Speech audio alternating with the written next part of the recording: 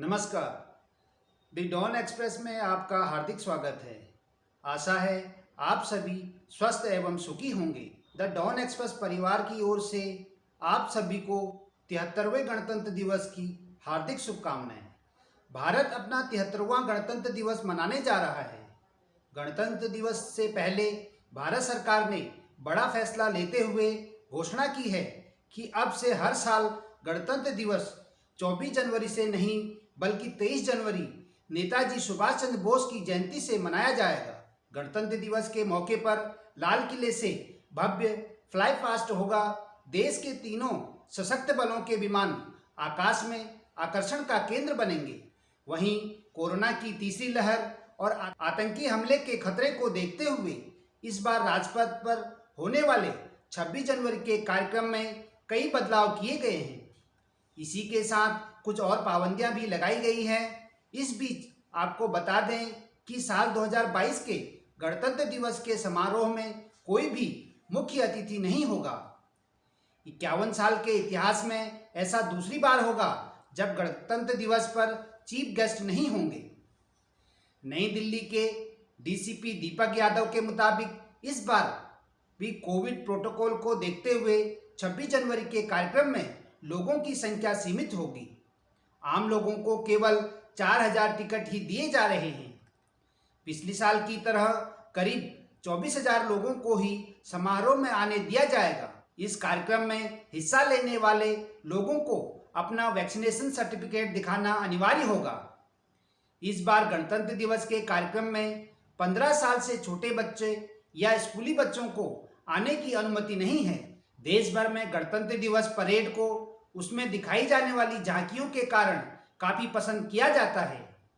झांकियों में भारत की विरासत और सांस्कृतिक झलक दिखाई देती है। लेकिन इस बार गणतंत्र दिवस परेड काफी अनोखी होने वाली है।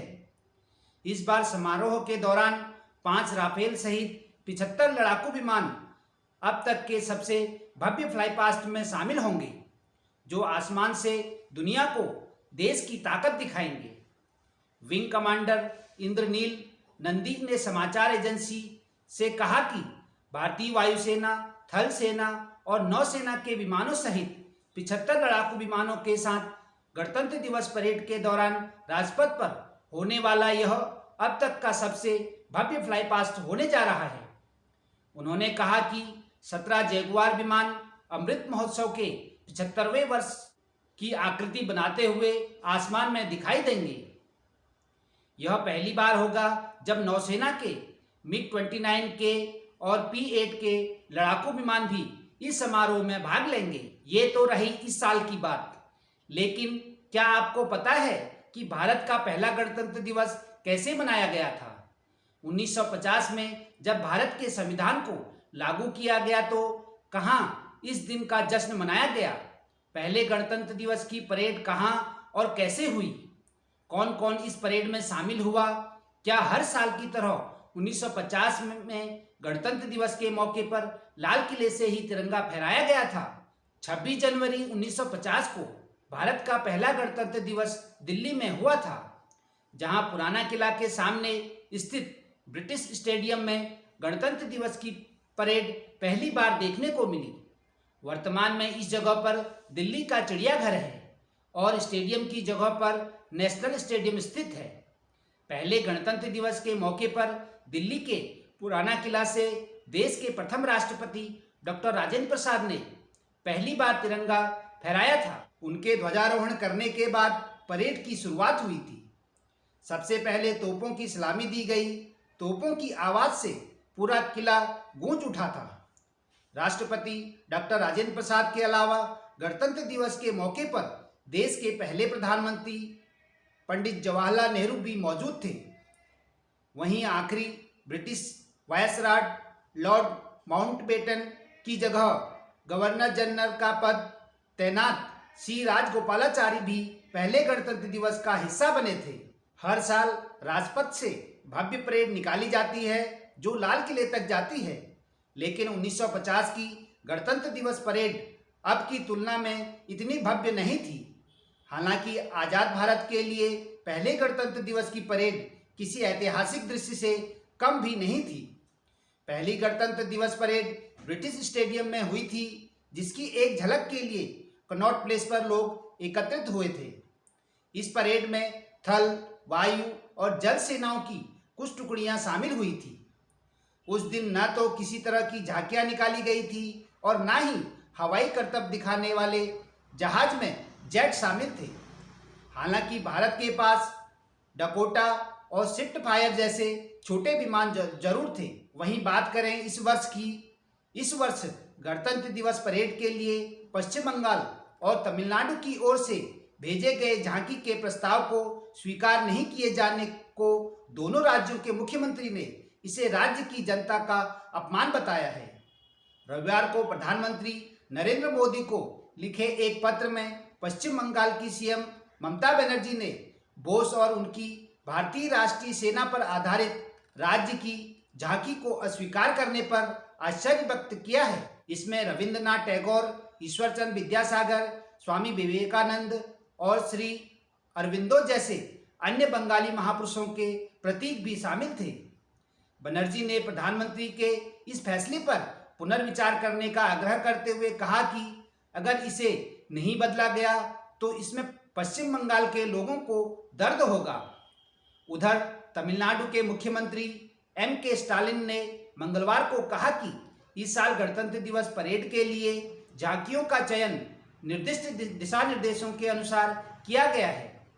एक दिन पहले ही स्टालिन ने प्रधानमंत्री नरेंद्र मोदी को पत्र लिखकर उनके राज्य के झांकी के प्रस्ताव को स्वीकृत नहीं किए जाने पर हस्तक्षेप का अनुरोध किया था।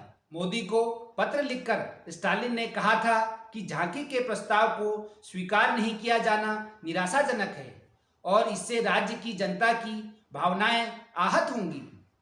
दोनों राज्यों के मुख्यमंत्रियों को रक्षा मंत्री राजनाथ सिंह ने पत्र लिखकर झांकियों को नहीं स्वीकार किए जाने की वजह बता दी है।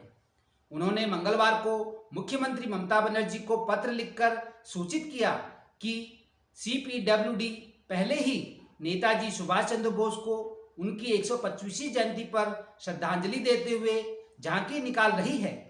ऐसे में उसी विषय पर दूसरी झांकी को निकालना सही नहीं होगा। तमिलनाडु के मुख्यमंत्री स्टालिन को जवाब में लिखे पत्र में रक्षा मंत्री ने कहा कि झांकी के चयन के लिए हुई बैठकों के पहले 3 दौर में तमिलनाडु के प्रस्ताव पर विचार किया गया, लेकिन इस साल गणतंत्र दिवस परेड में शामिल होने के लिए चयनित 12 झांकियों की अंतिम सूची में उसे जगह नहीं मिली। राजनाथ सिंह ने कहा, गणतंत्र दिवस परेड में भाग लेने के लिए झांकियों के चयन की एक भली भांति स्थापित प्रणाली है, जिसके अनुसार रक्षा मंत्रालय सभी राज्यों, केंद्र शासित प्रदेशों और केंद्रीय मंत्रालयों, विभागों से झांकियों के लिए प्रस्ताव आमंत्रित करता है। सिंह ने कहा कि इस साल गणतंत्र दिवस परेड के लिए तमिलनाडु समेत राज्यों और केंद्र शासित प्रदेशों से कुल मिलाकर 29 प्रस्ताव प्राप्त हुए थे। उन्होंने कहा कि पिछले कुछ साल में 2017, 2019, 2020 और 2021 में तमिलनाडु की झांकी को परेड के लिए चुना गया था। उन्होंने स्टालिन से कहा, उक्त जानकारी के मद्देनजर आप इस बात की सराहना करेंगे कि झांकियों का चयन निर्दिष्ट दिशा निर्देशों के अनुसार हुआ है। वहीं गणतंत्र दिवस से पहले सरकारी संगठनों, एजेंसियों और लोगों में राष्ट्रीय ध्वज को फहराने संबंधी नियमों और परंपराओं के बारे में जागरूकता के स्पष्ट अभाव को रेखांकित करते हुए राज्यों से यह सुनिश्चित करने को कहा है कि तिरंगे का अपमान नहीं हो।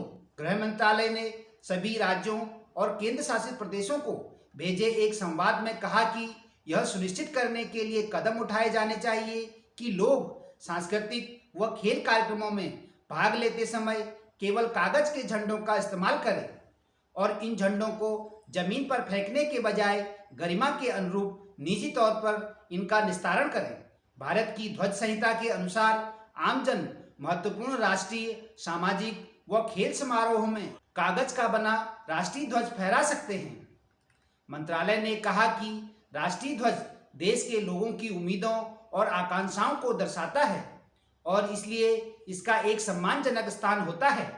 गृह मंत्रालय ने राज्यों व केंद्र शासित प्रदेशों से कहा कि वे इस संबंध में जागरूकता अभियान चलाएं और इलेक्ट्रॉनिक और प्रिंट मीडिया में विज्ञापनों के जरिए इसका व्यापक प्रचार करें। साभार, अमरउजाला.com, gnews.india.com, daily hunt, daily home. धन्यवाद। The Dawn express. नमस्कार।